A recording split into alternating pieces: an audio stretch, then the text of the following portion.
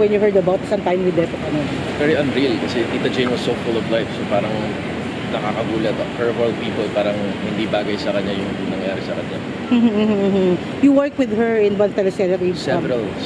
Oo. Ano, how you will describe to it? The Cure hanggang sa The World Between Us was our last one. Yung pandemic, my last project bago ako pumunta muna, nagpahinga sa States. How you will describe her bilang katrabaho at bilang... Sobrang kalog, sobrang mapagmahal, at sobrang aalalayan ka talaga, lalo sa akin. Kaya bilib na bilib ako sa kanya kasi Jacqueline Jose na yun. I'm such a fan. Lagi mo sasabi ng Tita Jane, grabe sobrang fan mo ko. Pero siya pa yung todo alalay sa'yo na parang sabi ko, Tita Jane, hindi ba dapat the other way around?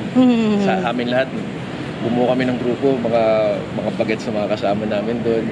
Siya yung pasimuno namin lagi. Siya yung punot-guro.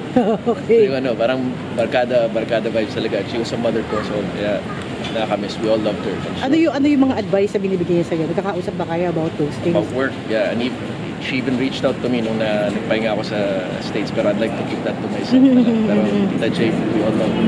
Thank you so much. She's in good hands right now. When was the last time you talked to her? Nung nasa States ako, after that, I stopped talking to everyone. So pagbalik ko, she was the first one na hinahanap ko din. Okay. Akala ko magkikita pa kami uli kasi wala pa akong working phone noong time na yun. Pagbalik ko dito. Wala pang local number. Hanap ko din ng magkakataon. Nakakagulat no? Kasi parang she looks healthy and wala siyang iniinda before na kahit na ano sa inyo na... Yung typical na iniinda ng lahat of her age, pero she was very vibrant. Oo. From what I remember of her, nung nakita kami sa LA, nung sila nang napakasigla daw sa last time na I saw her. Ano yung advice niya na di mo makakalimutan? Na magpatuloy lang. Mahalin mo ang trabaho mo, kung ano ang mangyari. Go lang, push go lang. Ano yung best quality niya for you? Mapagmahal. Maalaga. Do you consider her as your mom? Parang naging mom? Sa amin lahat. Siguro wala siyang nakatrabaho na hindi niya na-touch sa ganung paraan. Lahat kami, yun ang trato namin sa kanya. She'll always be my yachi. So you're back now, Tom.